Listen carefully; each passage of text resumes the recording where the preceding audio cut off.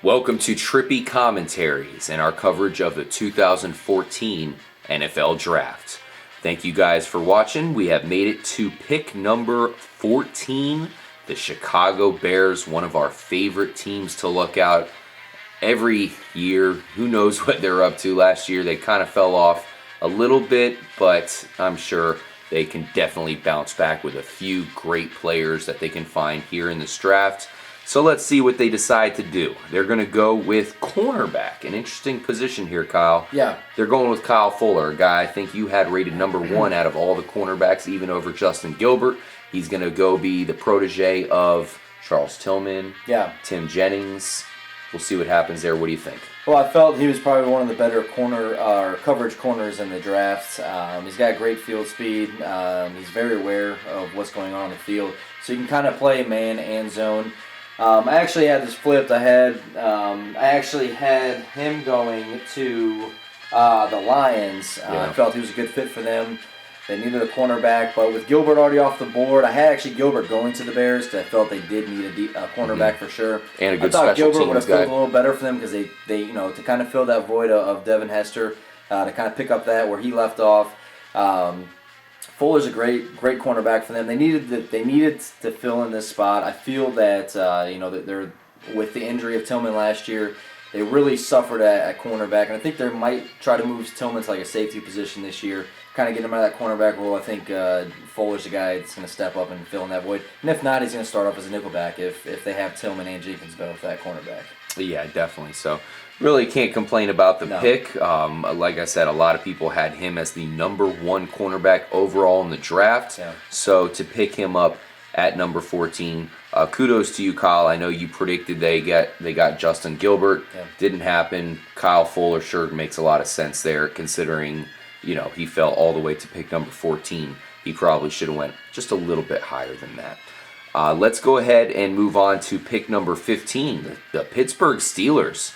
Man, I'll tell you what, they got a guy that we didn't expect to go this high, a while back, but closer and closer to the draft, we heard Ryan Shazier was on the rise. A lot of people liked him a lot, especially because there's not a lot of depth at the outside linebacker position. And they went ahead and got Ryan Shazier to add to that defense. They need to improve the defense. Yep. You think he can do it? I definitely think he can do it. I was, when I was watching the combine and all that stuff, there was a lot of talk about Khalil Mack. The guy who really stood out to me was Ryan Shazier. Big Ten's leading tackler last year. This guy flies around the field. He's very athletic. Kind of reminds me a lot of Levante David from the Tampa Bay Buccaneers, who they drafted last year as an outside linebacker who was ridiculous last year. Another guy that's going to be able to step in here and provide that same role for this team. I mean, this is something that they really needed, and I felt it's a great pick for them. The Steelers need to bring back that solid defense that they've had in the past. They know this. They know that they're lacking at the linebacker position. Ryan Shazier fills a big void for them. No doubt. A guy we're very high on. We thought Khalil Mack and Anthony Barr had, the big-time prospects to become just, of course, all-star or Pro Bowl, in this case, level players at that outside linebacker position. And then you had Shazier coming up, and now we see three really good outside linebackers coming out earlier in the first round. I was happy about the pick. Definitely support Pittsburgh going with Ryan Shazier. I do want to point out that I had them taking Darqueze Dennard, the cornerback. I thought they did need help there in the defensive back position. Yeah. So, they need help at linebacker. Well, I mean, that's the thing. Shazier is a tackling beast, and that's what he's going to be, and that's what he's going to provide for. I felt like he was kind of more of your true outside linebacker for what NFL teams are looking for. Khalil Mack, to me, he's going to be a pass rushing specialist. He's a beast. A lot of guys aren't going to stop him. Mm-hmm. To me, Shazier was more that outside linebacker who's going to be able to cover the field. Pretty complete. And he's going to be able to, because a lot of times the outside linebackers are there for that cutback lane. And most good running backs are always going to use that cutback lane. So you need that guy who's there who's going to make that tackle. He's not going to let him get away from him. And that's what Shazier provides. Mm-hmm. He's going to shut down that back, and he also is a great blitzer. He's going to blitz on these quarterbacks, as we see here. Him blitzing on Denard Robinson, getting a sack on a guy who was really fast back in the day. Like I said, Big Ten leading tackler for a reason. He's a solid player. And I'm glad to see him go as high as he did. Yeah, and of course to a team, Pittsburgh Steelers, they are well known for linebackers for a long, long time. They need them, exactly. Going back to the Steel Curtain defense, it pains me when the Steeler defense is not good. It just doesn't feel right. Yeah, exactly. Ryan Shazier, props to the Steelers. I think that is definitely a step in the right direction. Look for them to improve in 2014. The Dallas Cowboys. Well, there's one guy we haven't talked about here, K-Mac. That would be Johnny Manziel. And there was a lot of hype coming into this draft that would Dallas pick Manziel? I mean, a Texas boy going to play for America's team? Yeah, and Tony Romo's coming off of 2 surgeries here. Oh, there was some rumors going on with Jerry Jones is saying he wants to have Manziel. Find it to be smokescreen a little bit. I like the pick that they did here. Really, do you? I do because I feel that the Cowboys, look, they want to put on a show. That means they need to score points. And in order to do that, they need to give Tony Romo some protection because he's always got people on him. The offensive line is pretty good, but I feel it needs to be better for Tony Romo. So bring in a good tackle here, a guy that's going to help protect him. Zack Martin from Notre Dame, who's, to me, one of the underrated tackles here in the draft. A lot of, we talk about the main 3, which we've already talked about. This guy here, the stuff I've seen from him, man, he is just as good as these other guys. He's really good. I felt this whole year, this draft, these tackles the tackles that are in this draft we haven't seen this in a while, this many good offensive linemen. Mm-hmm. And I feel this is another good, and you got to, look, they've already said Tony Romo's a guy. There's no competition. Jerry Jones has said it. They've had his back from day one. As many times as he messes up and blows games, they still have his back. Jason Garrett still has his back. This is a guy that they want to have. They want to protect him. You have some good receivers. You have a good running back in Murray. So I feel this offensive lineman is going to help bring them, and I think they can fill some of these gaps in their defense later in the draft. Mm-hmm. Absolutely. Now, I personally would have liked to see them go on defense. Their offensive line played pretty good last year. Yeah. It doesn't hurt to add another guy like Zack Martin, who we can see play both guard and tackle. You got to like that versatility on your offensive line. And I think the Cowboys were kind of thinking that, hey, we actually had a good offensive line last year, surprisingly. Let's go ahead and bolster it and guarantee that we can protect Romo this year. Exactly. But, come on, man, that defense was pathetic last year. You better do something. I don't see how. I like the pick with Zack Martin. Not take anything away from Zack Martin, but when a guy like CJ Mosley's available, who you could have CJ Mosley and Sean Lee in the middle, which is going to definitely help your run game. Mm-hmm. Or you could have went one of these safeties that are still out there, Clinton Dix, or even Pryor, who you felt is even better than Clinton Dix. Still available. Another guy, because in the last year, the Cowboys, they just got run all over, and it was just getting pathetic. So it was. But hey, like I said, at least they didn't jump the gun and go with a Manziel or something. I think they really needed an offensive lineman to help their offense out. So who's on the clock now? The Baltimore Ravens. Yeah. Really? Well, I remember we were watching the ESPN coverage. We flipped it between NFL networks and ESPN. They both had their highs and lows.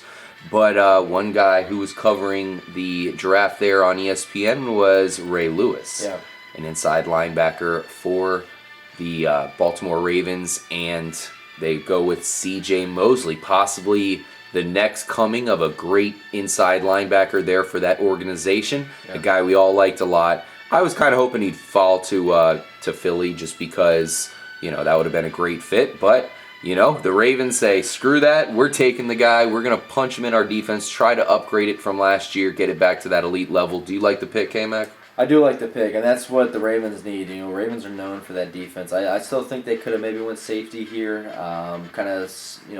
brought back that old secondary that we knew the Ravens that was so strong. But your middle linebacker on your defense is your number one guy. He's like your quarterback on defense. Yeah. And CJ Mosley has every tool needed to fulfill that role for the Ravens. I feel that they could have maybe went offensive line, maybe to try to help Flacco out a little bit, help that running game.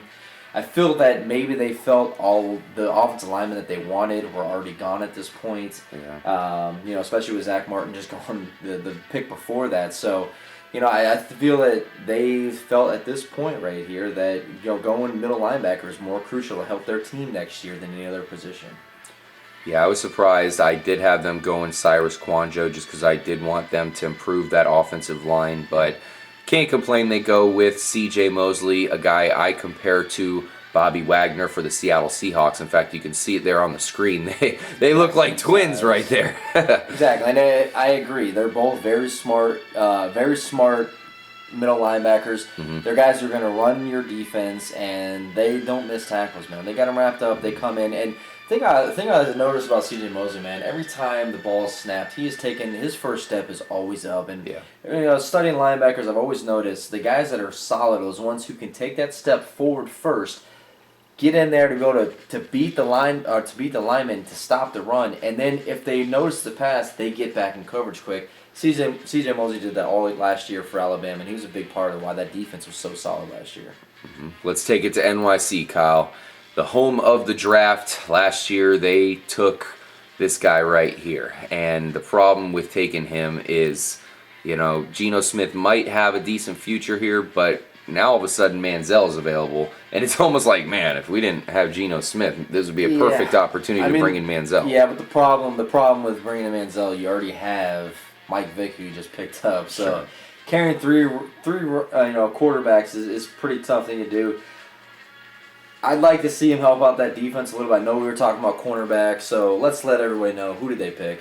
Well, it looks like they went with a safety, Calvin Pryor, a guy I like quite a bit. He was my number one safety coming into the draft. I know people said, Clinton Dix was that guy, but it turned out to prove correct for myself that Pryor was number one. He goes to the Jets. I was a little surprised they didn't go with cornerback here, such as Darqueze Dennard, because we were talking about coming into the draft that, possibly it would be a good time for them to add, a decent cornerback considering their coach has been complaining about it. Yeah. You know what I mean? They can go ahead and just appease him. Instead, they do go with a DB, so it's not too far off track. And then they're going to go with Calvin Pryor. What do you think about the pick? Oh, what I felt here is they felt they needed to bring an enforcer to this defense. Calvin Pryor is a big physical safety. He's going to come out and knock people out. And I feel the Jets, that's kind of Rex Ryan's game. He kind of wants that edge a little bit in his defense. And I feel that, I felt they could have went cornerback here. And we heard Rex Ryan complaining a lot that he didn't have a cornerback. They did not get Darrelle Revis back, which was kind of rumored. They possibly they wanted to re-sign him. Yep. Didn't happen. He was kind of a little bit upset with that. But at this spot with Calvin Pryor falling to you, which we didn't think was going to happen here at this spot, you got to bring this guy in because he could single-handedly turn the Jets' rush defense around because he's that kind of enforcer. He's going to come up, make big hits, and hey, that is a big thing. You got receivers coming across the middle, and they know Calvin Pryor is about to light them up. They're going to think twice about trying to catch that ball when they feel him coming on. So no doubt. Big. And like you said, and you mentioned the thing about Clinton Dix. I mean, to me, these are two different safeties in this draft. Clinton Dix is the guy who's going to cover the field. He's that guy that's got the good ball skills. Pryor's just that guy who's just going to come across and blast people. And he obviously can cover the field as well, but he's definitely probably the most explosive player in this draft as far as you're going to see this guy lay some people out. Yes, in DB territory there. Yes. He definitely should be able to own the backfield or the defensive backfield now. This is a guy I really wanted to see go to the Rams. I know, you can't complain about their pick there with Aaron Donald. Instead, he falls to the Jets, a team that is pretty well known for a good defense. I know they fell off a little bit last year, but we all have confidence that their head coach, Rex, can definitely turn it around, especially with some young bucks coming in to help out. Yeah. So thank you guys for watching this episode. We definitely appreciate y'all watching our instant reactions to these draft picks. This is one of the most exciting drafts I've ever witnessed. Crazy, yeah. And we definitely appreciate you guys sticking around. Make sure to stay tuned to our draft recaps here at Trippy Commentaries. I'm RJ for Kyle. Take it easy.